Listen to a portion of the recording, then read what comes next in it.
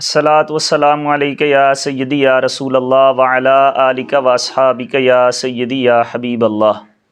دین اسلام میں نماز کی اہمیت بالکل عیاں ہے، اور اس رکن کی تاکید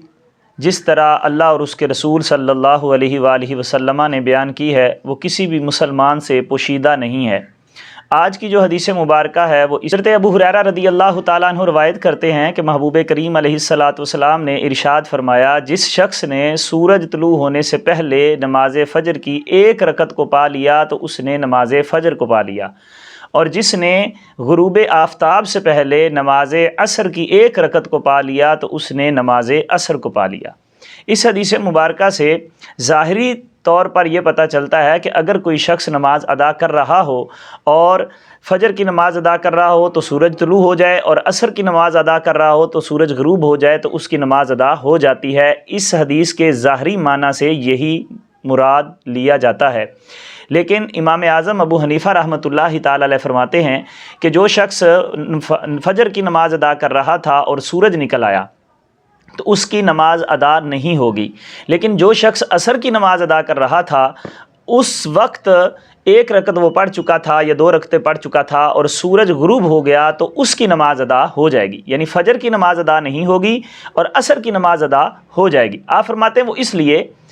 کہ جو نماز فرض ہوتی ہے کسی بھی بندے پر تو وہ ادا کرتے جب اس کو ادا کیا جاتا ہے تو اس وقت کی جو گھڑی ملی ہوئی ہوتی ہے ساتھ ہی اسی وقت اس پر واجب ہوتی ہے۔ مثال کے طور پر جو بندہ فجر کی نماز 5 بجے ادا کر رہا ہے، گویا کہ 4:59 پر اس پر فرض ہوئی، واجب ہوئی ادا کرنی، اور اسی وقت اس نے ادا کر لیا۔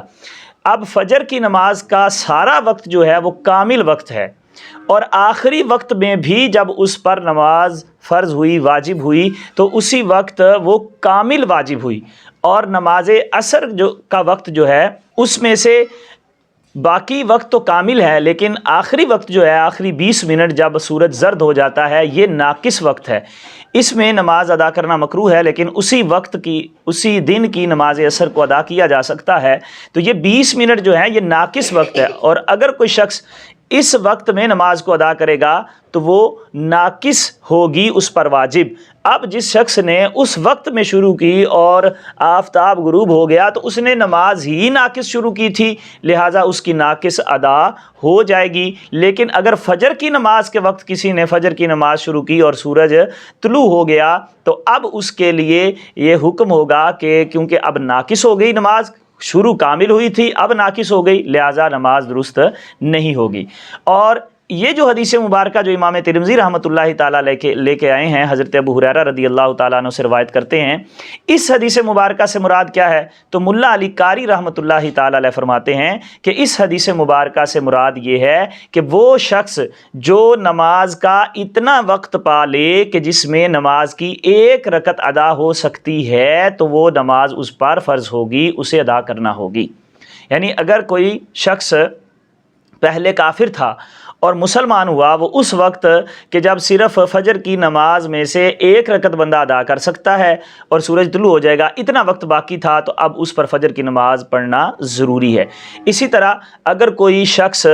معذور تھا، یعنی بھول گیا تھا نماز کو یا سو گیا تھا، تو اٹھا اس وقت کہ جب ایک رکعت ادا کر سکتا تھا فجر کی یا عصر کی ایک رکعت ادا کر سکتا تھا، تو اس پر نماز پڑھنا فرض ہوگی، وہ پڑھے گا، وہ اس سے معافی اسے نہیں ملے گی۔